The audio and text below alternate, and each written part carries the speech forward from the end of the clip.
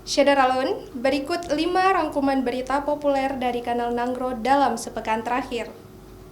Informasi pertama, kabar gembira bagi para peserta CPNS Formasi 2019 yang tidak lulus seleksi, yakni bagi para peserta CPNS di Aceh Barat Daya atau Abdia yang gagal pada seleksi penerimaan masih berpeluang untuk mengisi formasi yang kosong.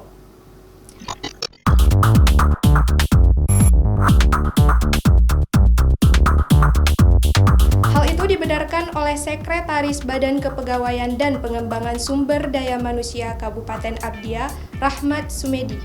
Dirinya mengatakan bahwa peserta yang meraih nilai tertinggi di jabatan lain secara by system dapat mengisi formasi yang kosong asalkan kualifikasi pendidikannya sama. Menurutnya, ada 6 jabatan dengan 12 formasi kosong yang tidak terisi karena tidak ada peserta yang lulus SKD. Dari jumlah formasi yang kosong itu, ada 3 jabatan dengan 7 formasi yang bisa terisi oleh peserta nilai tertinggi di jabatan lain yang kualifikasi pendidikannya sama.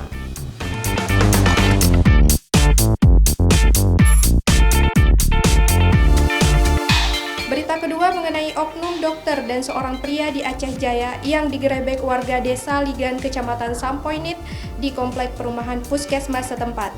Menurut Ernani Wijaya, Kepala Dinas Kesehatan Aceh Jaya yang membenarkan peristiwa itu mengatakan, dokter tersebut memang sudah menikah secara siri dengan pria berinisial CR. Pria tersebut juga diketahui masih berstatus sebagai suami orang.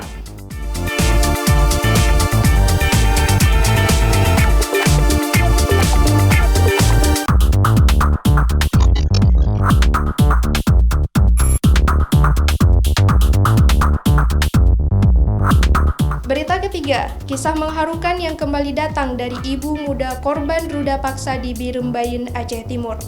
Belakangan ini diketahui bahwa ibu usia 28 tahun berinisial DN itu ternyata sedang hamil muda dengan usia kandungannya sekitar 3 atau 4 bulan. Diketahui pula bahwa anak yang dikandung DN adalah anak pertama mereka dari hasil pernikahannya yang masih berusia setahun lebih.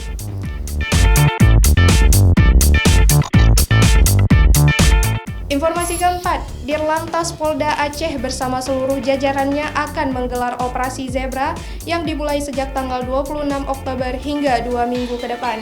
Razia yang digelar ini bertujuan untuk mengurangi pelanggaran dan kecelakaan lalu lintas.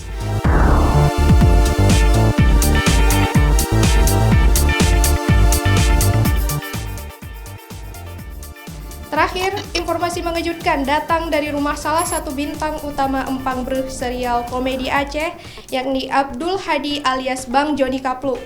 Rumahnya yang berlokasi di Gampung Banda Masen, Kecamatan Banda Sakti, Kota Lok Semawe itu dikagetkan dengan penampakan makhluk aneh mirip tuyul. Hal itu dikabarkan oleh Muhammad Daud, aktor dalam serial yang sama dibintangi oleh Bang Joni. Ia mengetahui hal itu setelah melihat video pendek yang merupakan rekaman CCTV rumah Bang Joni melalui status WhatsApp istrinya.